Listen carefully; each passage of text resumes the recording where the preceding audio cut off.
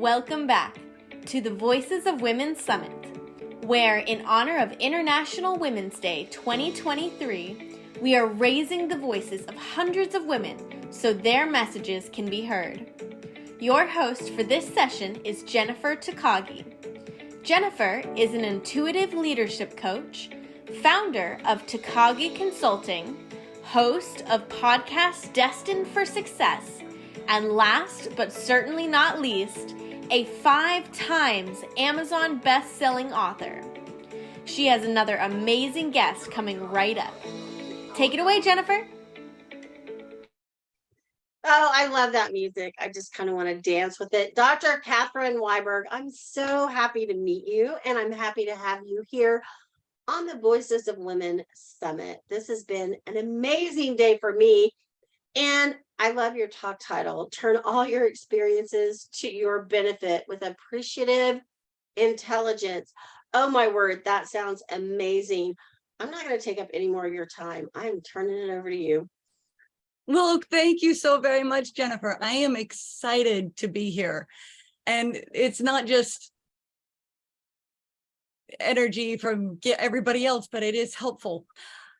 Appreciative intelligence is a phrase that not a lot of people have heard, even though it's been around as long as emotional intelligence. We're talking 1980s.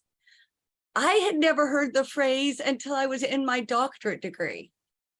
It turns out that appreciative intelligence is something that many of us try to do and don't really know how to do. It's actually looking at appreciation from 2 different perspectives. First of all, it's looking at the strengths and the joyousness of yourself and other people, your superpowers, other people's superpowers, recognizing your value and other people's value. It's embracing all of that individual diversity. And as you appreciate, understand, recognize, you get to appreciate in value. Think of real estate or stock investments. You always want it to increase in value to appreciate. And that's exactly what appreciative intelligence does. As you embrace all of your strengths and other people's strengths, you can build complementary teams and everything grows in value. It's really cool. I have not heard of this, and I'm intrigued. This is amazing. Well, you know, what kind of academic would I be if I had not created my own appreciative intelligence model? There are others out there, but I created my own based on my personal experience and what I understood after studying strengths and leadership for years upon years, a couple of decades, really. My framework is called Reframe, Rewrite, Redesign. Again, not everybody understands the term reframe, even though it's now making its way into mainstream. This is how I like to illustrate it. Everything we see in a certain light. For example, if you put a picture in a black picture frame, you see all of the darker colors. It's really deep and it's rich. If you are going to reframe, put it in the very same picture in a white picture frame. Notice it's brighter. The pictures are actually identical, except for the frame. Wow. Isn't that amazing? Wow. Sorry. You're great. I am excited that you like it so well. Anytime we reframe anything, the experience itself doesn't change, but the way we look at it does. We get to look at it with new eyes, with new perspective, with new understanding. This is something that I do with clients, both individual clients and corporate clients, recognizing not every experience is pleasant in the moment. However, as you reframe, you learn to appreciate, you recognize what you learned as a result or who you became as a result of that experience. The experience may have been traumatic, it may have been hurtful, it may have been It may have even been an amazing experience. But if you look at it in a different light, you're going to find something new. You're going to be able to put it in a new frame and say, oh, maybe I am a lot cooler than I thought I was. Maybe I am every bit as good as that person I admire. Reframing turns comparison from an ugly stick you get to beat yourself with to a tool of empowerment. You get to look at other people and say, why do I admire Jennifer so much? Jennifer does all of these things. Let's see, she has Takagi Consulting. She is an experienced interview host. She has this fantastic smile. Do I have any of these things in common with Jennifer? Because I could look at her and think, wow, and be simply in awe. And of course, there's value to that. But maybe I have some things in common with her. Well, I like talking to people. Maybe I would be a good interview host. You know, it turns out I now have a podcast and I do interview guests as well as do my own individual monologues. But before I learned to reframe it, I might not have seen that you and I share some strengths. I also might have looked at the things that I do well as being so vastly different from the things that you do well, that I might think I will never be as good as Jennifer. Instead, I can look at what I do well and I can say, huh, I do this well. That's kind of cool. I wonder if I can slay any dragons for Jennifer. Does she have something that she doesn't like to do that I like to do?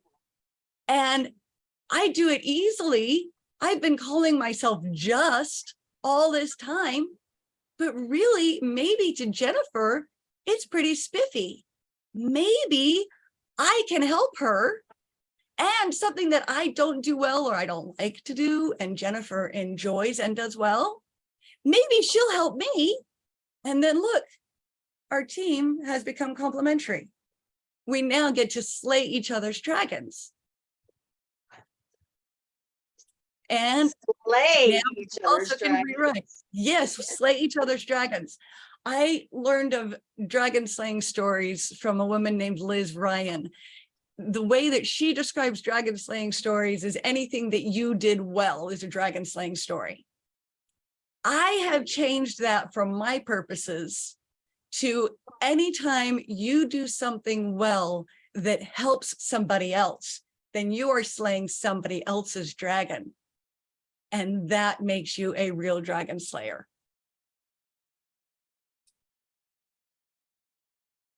As you reframe all of this, you get to rewrite your status quo. So you're looking at these things and you're saying, wow, I'm better than I thought I was. I can be more helpful. I can be more productive. I could try a whole new career path. I can go out and find people on a team that will help me. For example, years ago, I was the leader of a volunteer group. This volunteer group was collecting families of Army soldiers who are all in the same unit, trying to help the families feel the same camaraderie with each other that their soldiers felt with each other. I don't event plan well. I've never, ever felt confident event planning well. I was in charge of planning an event in order to get all these families together, have everybody come together, get them excited, join this volunteer group. Yay. It got planned. It met the needs to an extent. But here was the beautiful thing. I knew it wasn't my strong point. So I stood up there in my request for volunteers and I said, I'm not an event planner. I planned this event. Is there anybody out there who's an event planner who can help me, who will be a volunteer? Very soon I had somebody who said, I was a professional event planner for 20 years. Yes, you need help. Yes, I do need help. She joined my team. All of a sudden, we could rewrite the status quo for the families. Oh, goodness, they're not going to get this event planned by Dr. Catherine. They're going to get this event planned by Denise. Oh, it's so much better. We now get to redesign our future. The crummy event that I had planned turned to my benefit because I was able to find somebody who could help me do it better in future. Redesign the future. We can do this with everything. I like telling people start small, but we can at some point do it with everything. I'm stunned. I love that me slaying a dragon is actually benefiting somebody else, right? Because we can get so caught up in what's in it for me, but it shifts your whole perspective when it's how can this help someone else?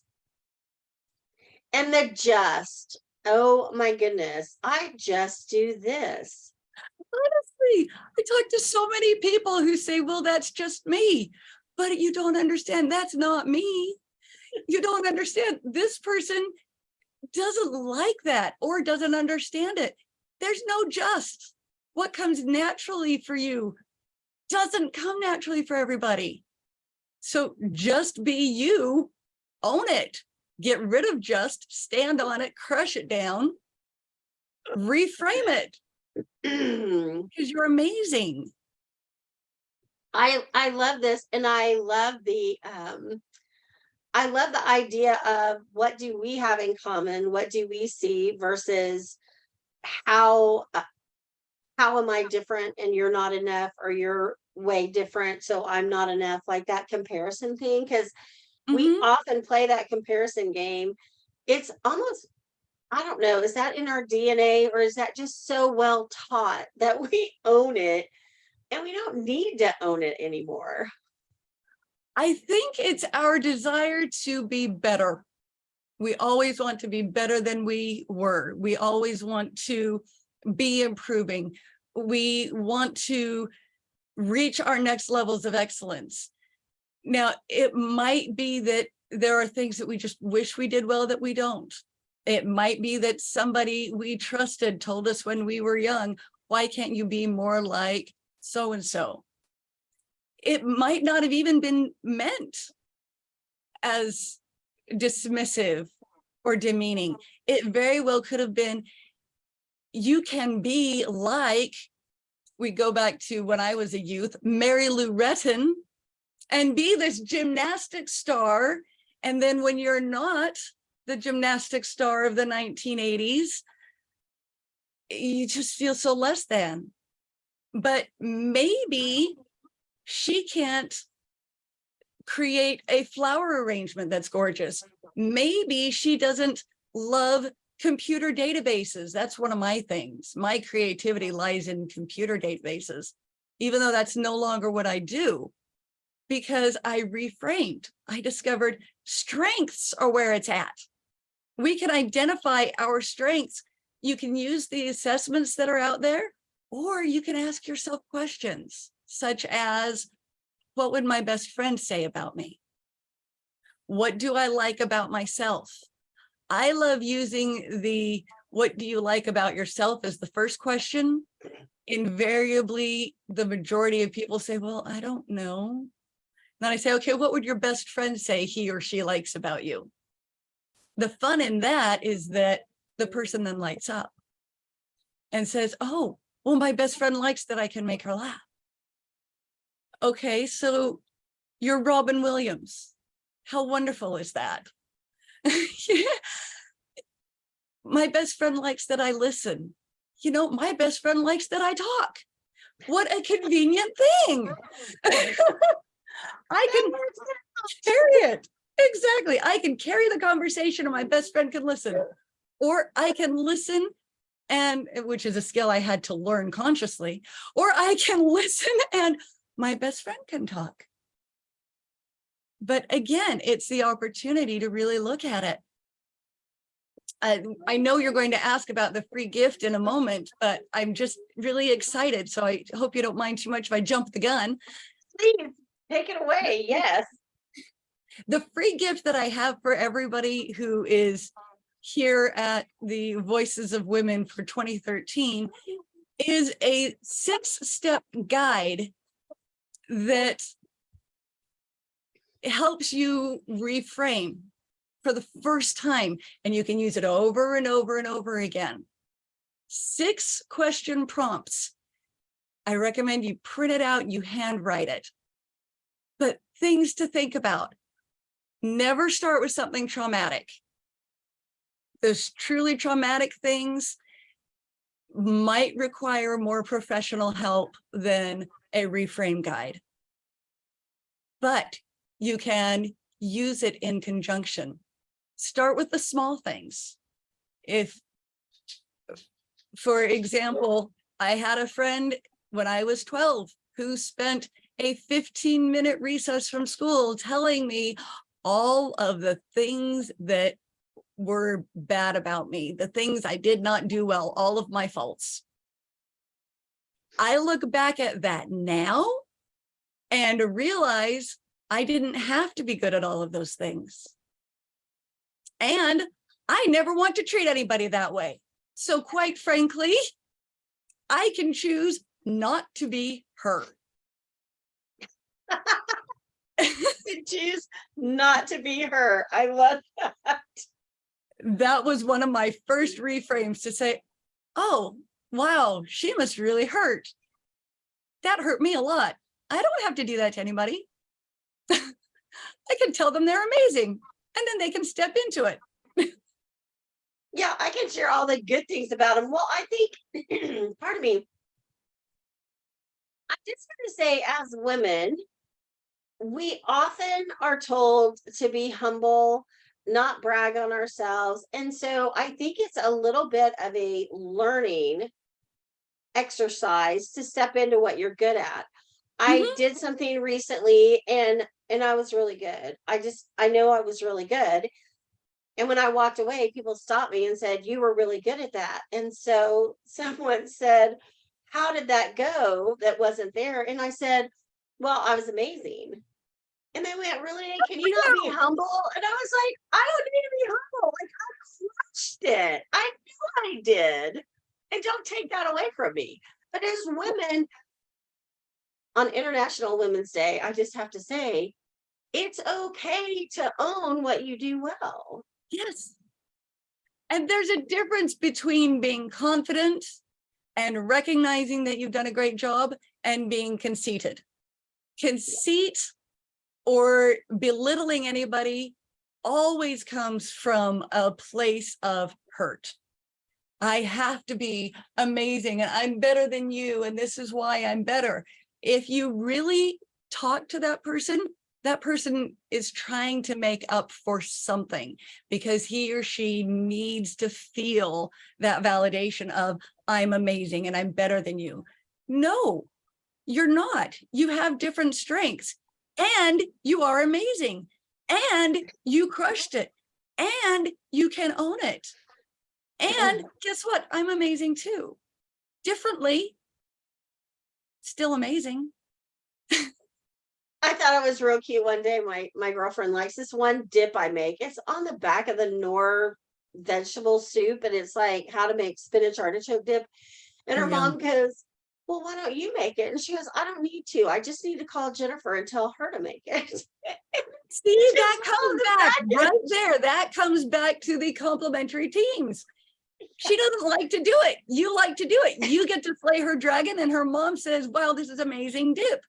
Well, of course it is. Jennifer made it and she slayed my dragon, so I didn't have to stress over it.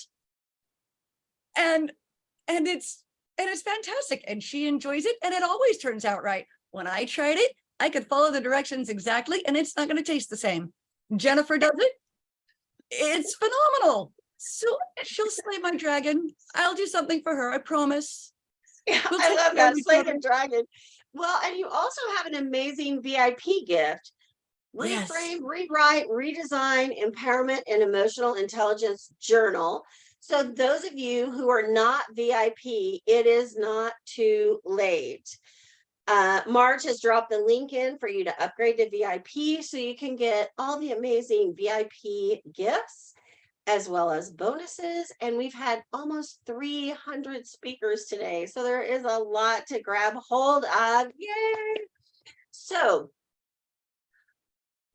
you are the last speaker on our tract 4. Tracy Root has been my counterpart, teammate, new bestie all day long. And she she took over the whole morning for me so I could slay a dragon with another commitment that I had. So she slayed a Yay. dragon for me, actually. So thank you, Tracy.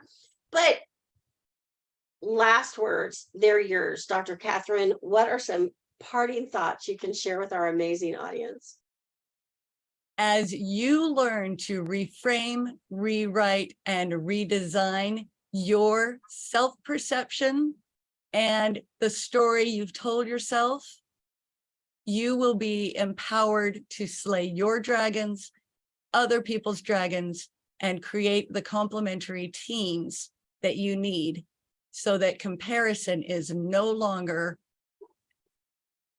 a defeating dragon, but instead a complementary, helpful, happy lizard that you get to take with you everywhere you go. A happy lizard.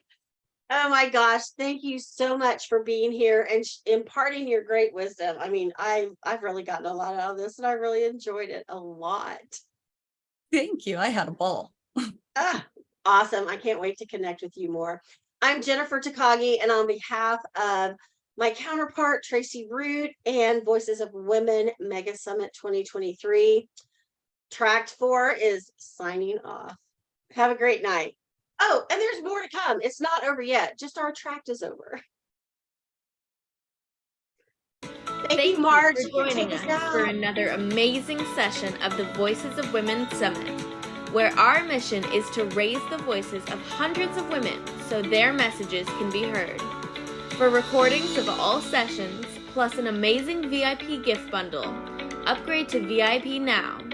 If you have any questions or problems during the summit, email our support team at support@voicesofwomensummit.com. Stay tuned. We have another fantastic speaker coming right up. Thank you, Dr. Catherine. I want to play with you more. Okay. I love to play. Let's do it. Bye-bye.